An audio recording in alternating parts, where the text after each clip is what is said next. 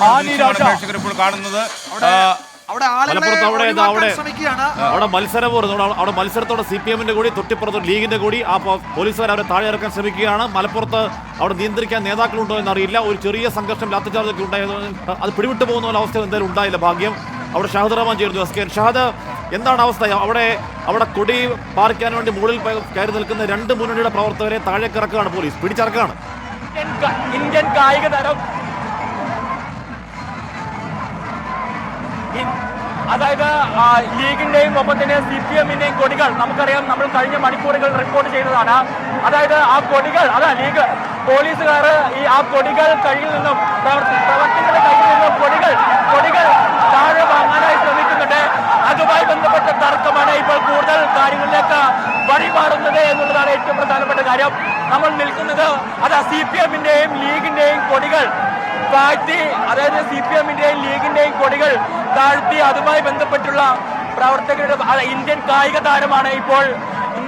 താരമാണ് CPM-ന്റെ ഈ കൊടി ഉയർത്തി ഇതിനു മുകളിൽ നിൽക്കുന്നത്. അദ്ദേഹത്തിനോട് ഉൾപ്പെടെ ഈ കൊടി താഴെ വാങ്ങാനുള്ള ശ്രമം, അത് ലീഗിന്റെയും ഒപ്പം തന്നെ CPM-ന്റെയും പ്രവർത്തകർ ആ കൊടി ഉയർത്തിയിട്ടുണ്ടായിരുന്നു ഈ മനോരമ സ്റ്റാച്യൂക്ക് മുകളിൽ. അത് താഴ്ത്താനുള്ള ശ്രമമാണ്. തുടർച്ചയായി ലീഗിന്റെയും ഒപ്പം തന്നെ CPM-ന്റെയും കൊടികൾ താഴ്ത്തി കെട്ടാനുള്ള ശ്രമമാണ്. അത് അപകടം പരമാവധി. സമാധാനം നമുക്ക് അതേ മാത്രമേ പറയാനുള്ളൂ. ശാന്തി. നമുക്ക് യഥാർത്ഥം നമ്മൾ വലിയ സാക്ഷരരും എല്ലാ രീതിയിലും സംസ്കാരം അല്ലേ? ഒരു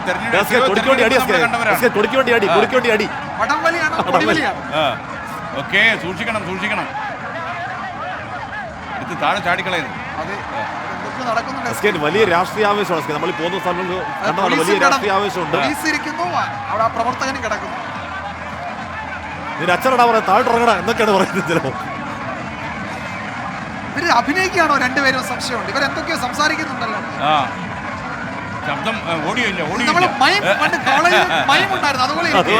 അവരവിടെ ജീവൻ മരണ പോരാട്ടം നടത്തിക്കൊണ്ടിരിക്കുകയാണ്. വിജയകുമാർ താഴെ ഇറക്കാനും അവസാനം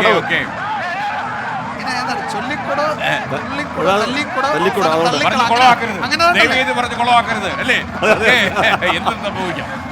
മലപ്പുറത്തൊക്കെ വലിയ രാഷ്ട്രീയ ആവേശമുള്ള സ്ഥലമാണ്. അപ്പൊ രാഷ്ട്രീയ ആവേശത്തിന് പരകോടിലേക്ക്